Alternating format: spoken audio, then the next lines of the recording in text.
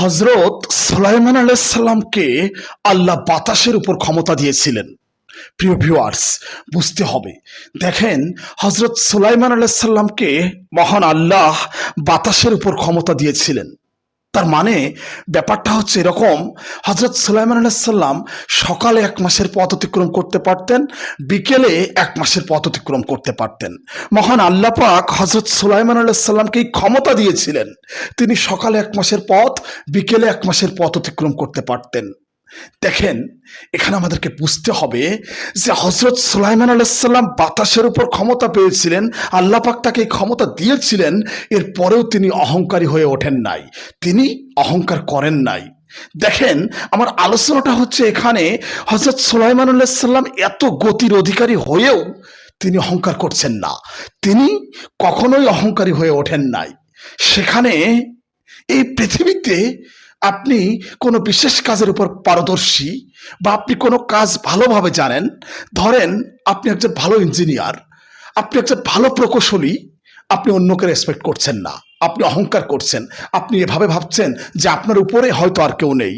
ধরেন আপনি কি একজন ভালো আলেম, আপনি অন্য আলেমকে রেসপেক্ট করছেন না, আপনি এভাবে ভাবছেন আপনি সর্বশ্রেষ্ঠ, আপনার উপরে আর কেউ নেই, আপনি অহংকারী হয়ে উঠছেন। ধরেন আপনি একজন ভালো শিক্ষক, আপনি এভাবে ভাবছেন যে আপনার উপরে হয়তো আর কেউ নেই, আপনি সব জানেন। দেখেন, হযরত সুলাইমান আলাইহিস সালামকে আল্লাহ বাতাসের উপর ক্ষমতা দিয়েছেন, বোঝেননি মনে হয়।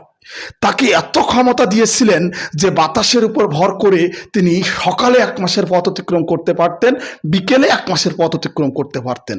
তার মানে এত ক্ষমতা দিয়েছিলেন, এরপরেও সুলাইমান আলাইহিস সালাম কখনোই অহংকার করেননি। তিনি নমনীয় ছিলেন, তিনি সৃষ্টিকর্তার প্রতি বিনয় ছিলেন, শুকরিয়া আদায় করতেন। দেখেন, এই ঘটনাটা হয়তো আমরা বুঝতে পারছি না, এখান থেকে হয়তো আমরা শিখতে পারছি না, প্রকৃত শিক্ষাটা হয়তো আমরা নিতে পারছি না।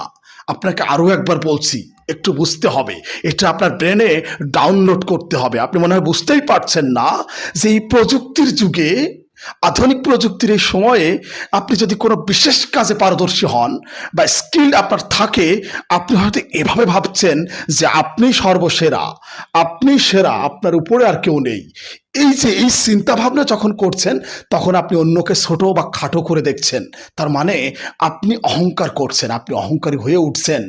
পরিশেষে আমি আবার বলতে চাই, সুলাইমান আলাইহিস সালামকে আল্লাহ পাক বাতাসের উপর ক্ষমতা দিয়েছিলেন এবং তিনি এই বাতাসের উপর ভর করে সকালে ১ মাসের পথ, বিকেলে ১ মাসের পথ অতিক্রম করতে পারতেন। আপনি মনে হয় বুঝতেই পারছেন না।